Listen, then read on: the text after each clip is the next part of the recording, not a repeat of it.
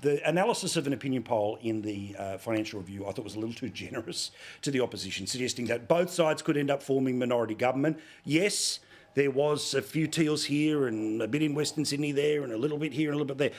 But one of the key things for all that to happen is a significant number of seats to flip in Victoria.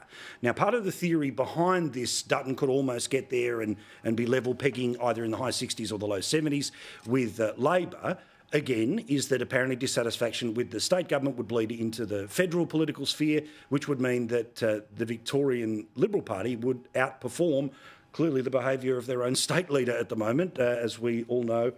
That is bizarre to watch. So I'll ask you this here, Stephen, as a man who's going to tell me, no chance we'll win every seat plus 15 more.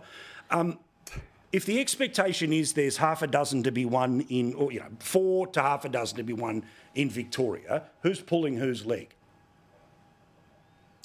Yeah, look, I think that while Labor, obviously we won the Aston by-election, that is going to be a very tough seat to hold in a general election. I think Peter Dutton and the Victorian Liberals were at an absolute low point, and we ran a brilliant campaign, fantastic candidate, and we took the seat in an incredible historical win.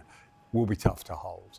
There's a couple of other seats that the Liberals keep talking about, like McEwen, and I genuinely scratch my head.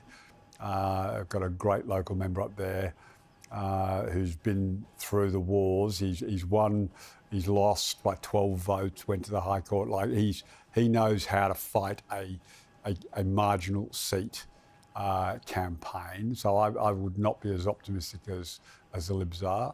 I think, the Libs are under pressure in a couple of seats there, but I mean, you just got to say, look, let's say we lost 2 in Victoria. I'm just randomly picking a number. You could lose 2 in Western Australia. You've got now pressure, as you've described, on a couple of seats in the Northern Territory. We've just gone from 78 to 72.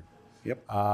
If we were to lose those, and I haven't talked about New South Wales, where there's a bit of mayhem being caused in the Western suburban seats by the Muslim Matters votes and their campaigns and hangers-on. You could get to 7. But I would look. It could be that's the worst case. Labor could. And I said, I'm just that's the worst case, barring a rout. Barring a rout. So, well, you've had a go, but Stephen. I think 4 or 5 or 6. Can do it. 4 or 5 or 6 in Victoria is a little. No, what I'm saying is 4 or 5 or 6 in Victoria. So the analysis about Victoria, absolutely. Do you think that's the wrong way of looking at all of this? I've got 30 seconds. Well, there are. Clearly, Victoria is finally waking up to the fact that the Labor Party has not served them well. And basically that means there are seats up for grab in Victoria. But there are seats for grabs in New South Wales. There certainly are in Western Australia. There's Boothby in South Australia. There's Tasmania. As long as you can remember to nominate your candidates. Yes, well, that's why we got rid of Don Harwin, thank God. Yeah, correct. All right, thank you guys. Do appreciate it. Everyone's here to help.